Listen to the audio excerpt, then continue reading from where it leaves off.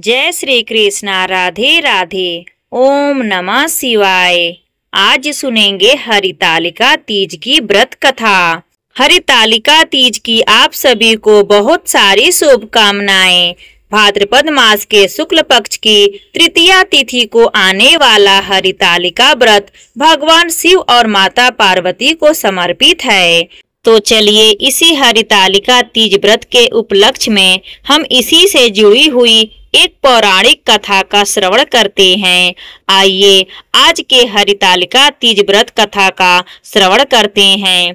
एक समय कैलाश पर्वत के शिखर पर माता पार्वती और भगवान शिव वार्तालाप कर रहे थे।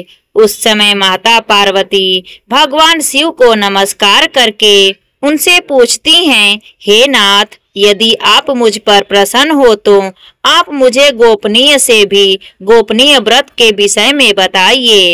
एक ऐसा व्रत जो सभी धर्मों का सर्वस्व हो, सबसे श्रेष्ठ हो, जिसमें परिश्रम थोड़ा और फल अधिक हो। कृपया आप मुझे यह बताइए कि मैंने ऐसा कौन सा तप और व्रत किया था, ऐसा कौन सा दान किया था, जिसके परिणाम स्वरूप आप स्वयं जो कि आदि मध्य और अंत से रहित हैं और मस्त जगत के स्वामी हैं, ऐसे आप मुझे भर्तापति के रूप में प्राप्त हुए।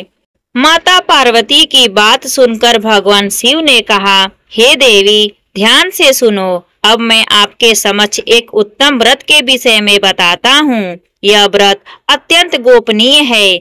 जिस प्रकार उडुगण में चंद्रमा, ग्रहों में सूर्य, वनों में ब्रह्मांड, देवताओं में भगवान विष्णु, नदियों में गंगा, पुराणों में भगवतम, समस्त वेदों में सामवेद और इंद्रियों में मन श्रेष्ठ है, उसी प्रकार यह व्रत सर्वोत्तम है। ऐसे ही यह पुराण वेद का सर्वस्व है, जिसे आगमों ने कहा है।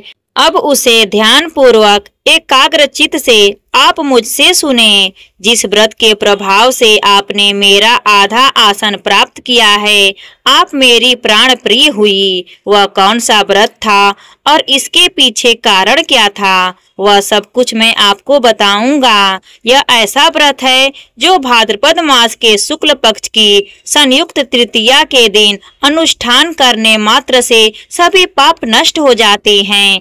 हे देवी, आपने जो पहले बड़ा भारी व्रत किया था वह सब सुना रहा हूँ, और यह सारा वृत्तांत हिमालय पर्वत पर हुआ था।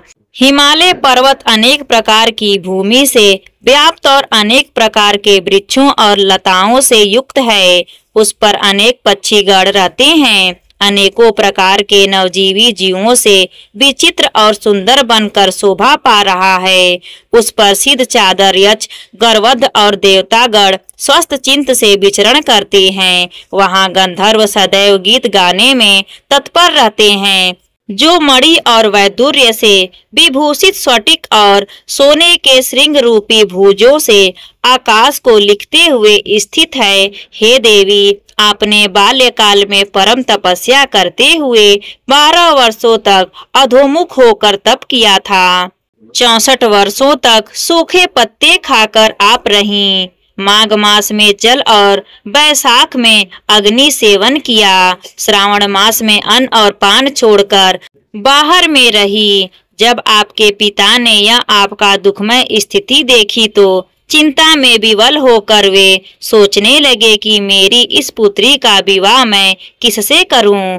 उसी क्षण धर्म को जानने वाले ब्रह्मपुत्र और आकाश मार्ग से यात्रा करने वाले देवर्षि नारद मुनि शैलपुत्री को देखने की इच्छा से हिमालय पर्वत पर आ गए। नारद मुनि को अपने घर में प्राप्त करके हिमालय ने अर्घपाद्य विशिष्ट इत्यादि देखकर उनका स्वागत किया और फिर अत्यंत विनम्रता पूर्वक उनसे आने का कारण पूछा। पर्वतराज हिमालय ने कहा, हे मुनीश्वर, आप किस उद्देश्य से यहाँ पर आए हैं? कहिए, आपका श्रेष्ठ आगमन मुझे बड़े भाग्य से मिला है। कृपया आपके आने का हेतु बताइए। तब नारद मुनि ने कहा, हे शैलेंद्र हिमवान, ध्यान से सुनिए। मुझे भगवान विष्णु ने भेजा है और उन्होंने कहा है कि आपकी पुत्री स्वरूप पार्वती एक कन्या रत्न है। उसे आपको किसी योग्य वर के लिए दे देना चाहिए। ब्रह्मा जी, भगवान विष्णु और भगवान शिव, इन तीनों में वासुदेव के बराबर कोई नहीं है और इसलिए आप अपनी पुत्री पार्वती को भगवान विष्णु को दे दीजिए और यही मेरा मत है। यह सुनकर हिमवान ने कहा कि अगर वासुदेव स्वयं आकर मेरी कन्या मांगेंगे तो मैं अवश्य दे दूंगा, क्योंकि आप उनके लिए आए हैं। यह सुनकर नारद मुनि वहां से चले गए और उस स्थान पर पहुँचे जहां पर स्वयं भगवान विष्णु विराजमान थे। हाथ जोड़कर नारद मुनि ने कहा, हे देवी, ध्यान से सुनिए, मैंने आपके विवाह का योग लगाया है। और इस प्रकार कहकर नारद मुनि ने सारा वृतांत कह सुनाया। वास्तव में भगवान विष्णु और नारद मुनि देवी पार्वती का मन जानना चाहते थे और उनकी परीक्षा लेना चाहते थे, लेकिन इधर जब माता पार्वती को इस बात का पता चला तो वे यह सुनकर अत्यंत दुखी हो गए और अपने पिता का घर छोड़कर अपनी सखी के घर चली गई। वहां जमीन पर गिरकर अत्यंत दुखी होकर रोने लगी।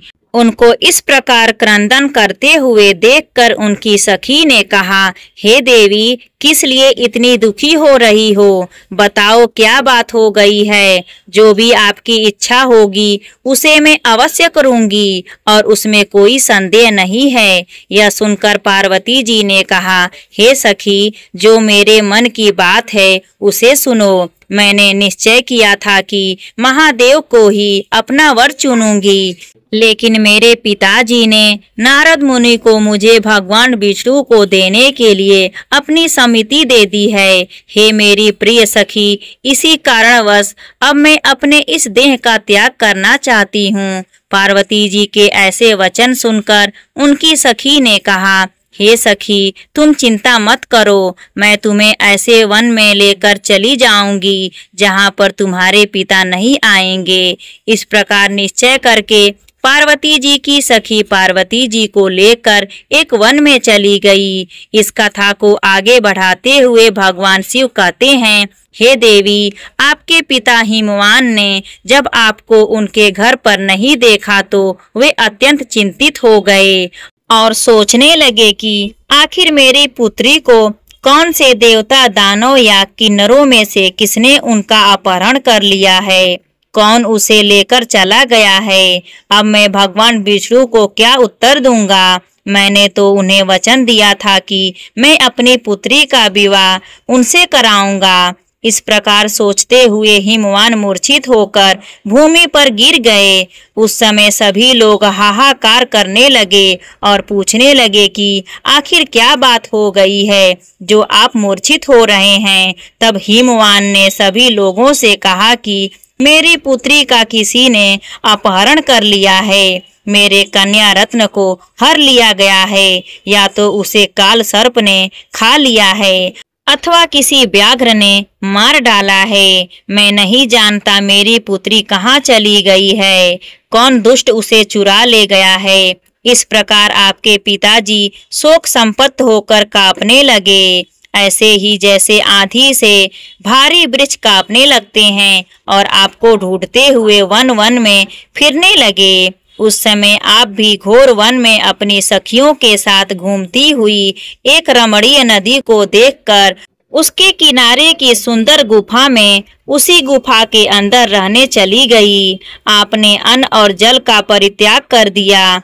आपने बालू का मेरा शिवलिंग स्थापित किया और उसी शिवलिंग की आप प्रतिदिन पूजा करती रही। पूजते हुए भाद्रपद मास के शुक्ल पक्ष की तृतीया तिथि के दिन हस्त नक्षत्र में व्रत आदि करके रात्रि में नित्य और गायन के साथ जागरण करने के बाद आपने इस कठोर व्रत के प्रभाव से मेरा आसन हिलने लगा और उसी समय मैं आपके समक्ष उपस्थित हुआ जहां आप अपनी सखियों के साथ विराजमान थी। उस समय मैंने आपसे कहा, हे देवी, मैं आप पर प्रसन्न हूँ, जो भी वर मांगना चाहती हो वह मांग सकती हो। मेरी इस बात को सुनकर आपने कहा, हे महेश्वर, अगर आप मुझ पर प्रसन्न हैं तो आप मुझे पति रूप में प्राप्त हो जाइए। आपकी इस इच्छा को पूरा करते हुए मैंने कहा, ठीक है, ऐसा ही होगा। इतना कहकर मैं वापस कैलाश आ गया और आपने इसके बाद प्रभात काल में नदी के अंदर इस शिवलिंग की प्रतिमा का विसर्जन किया। आपने सखियों के साथ इस व्रत का पारण किया और उसी क्षण पर्वतराज हिमवान भी उस स्थान पर आ गए जो कि आपकी गुफा वाला महावन था। वहां पर जाकर हिमवान ने देखा तो किसी नदी के किनारे पर दो कन्याएं सो रही थी और उनको देखकर हिमवान ने पार्वती को उठाया और अपनी गोद में उठाकर वे रोने लगे। उन्होंने कहा, हे पुत्रियों, सिंह, व्याघ्र, सर्प और भुल्लुकों से दूषित इस वन में आप कहां से आकर बैठ गई हैं? यह सुनकर पार्वती जी ने कहा, पिताजी, मुझे यह पता था कि आप मुझे भगवान शिव को ही देंगे, लेकिन जब आपने नारद मुनि को मुझे भगवान विष्णु को देने के लिए कहा तो इस बात से मैं अत्यंत दुखी हो गई थी और इसलिए मैं वन में चली आई। अगर आप मुझे महादेव जी के लिए ही देंगे तभी मैं घर चलूंगी, अन्यथा इसी स्थान पर रहूंगी। अपनी पुत्री के प्रेम से वशीभूत होकर पर्वतराज हिमवान ने कहा, ठीक है पुत्री, ऐसा ही होगा, आओ अब घर चलें। इतना कहकर पर्वतराज हिमवान पार्वती को घर लेकर गए और उसके बाद भगवान शिव के साथ उनका विवाह कराया। इस कथा का समापन करते हुए भगवान शिव कहते हैं, हे पार्वती, इस व्रत कथा को आज तक मैंने किसी के समझ उजागर नहीं किया। आपने उस दिन यह जो व्रत किया था उसका नाम हरितालिका व्रत पड़ा और उसके पीछे क्या रहस्य है वह अब सुनो।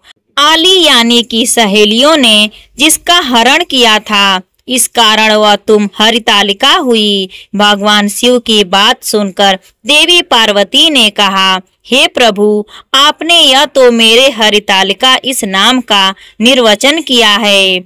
इस व्रत का आखिर फल क्या है? इसको करने से क्या पुण्य मिलता है और किसने इस व्रत को किया है, इस विषय में भी बताइए। तब भगवान शिव कहते हैं, हे देवी, यह व्रत स्त्रियों को सौभाग्य देने वाला है। जो भी स्त्रियां सौभाग्य की इच्छा रखती हैं उन्हें प्रत्यंत पूर्वक इस व्रत का पालन करना चाहिए।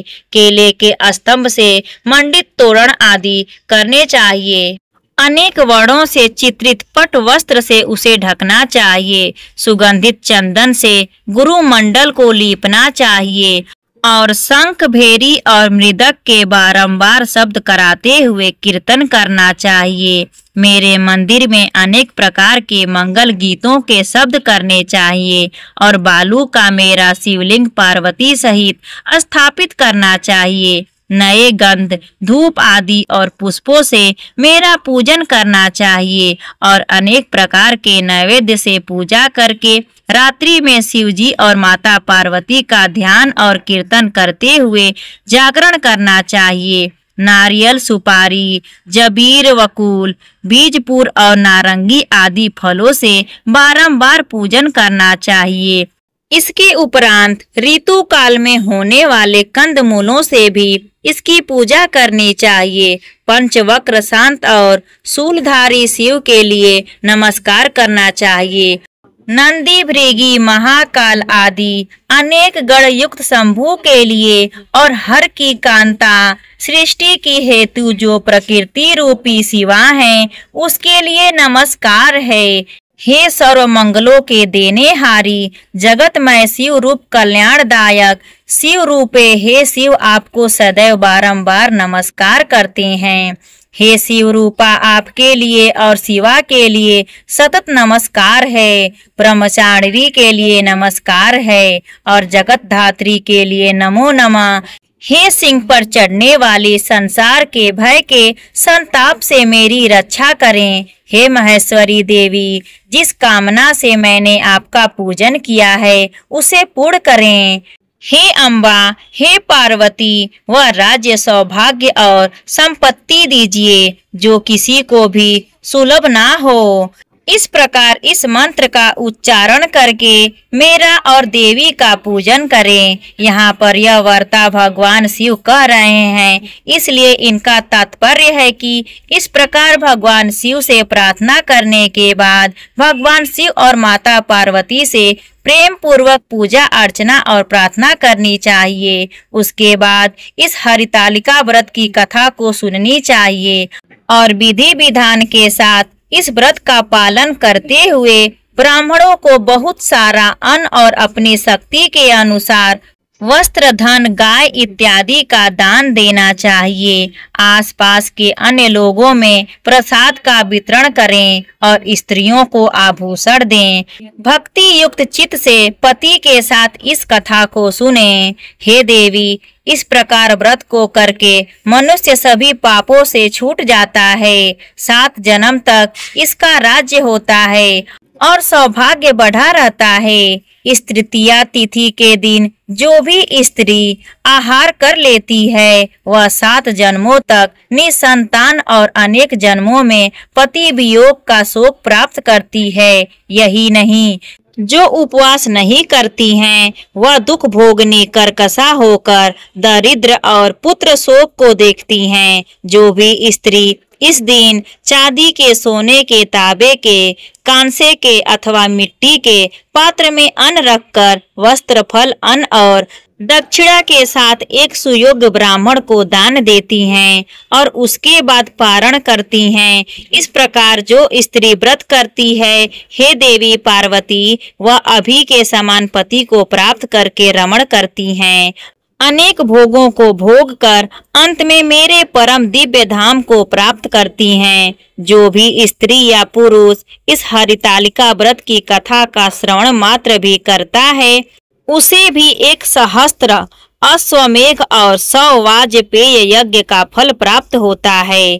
और इस प्रकार भविष्योत्तर पुराण के अंतर्गत भगवान शिव और माता पार्वती के बीच हुए संवाद में हरितालिका व्रत की संपूर्ण विधि और उसकी कथा समाप्त हुई। तो यह थी हरितालिका व्रत की संपूर्ण पौराणिक कथा। यहाँ पर यह कथा समाप्त होती है। प्रेम से बोलिए जय श्री कृष्ण हरि। ओम नमः शिवाय। माता पार्वती की जय।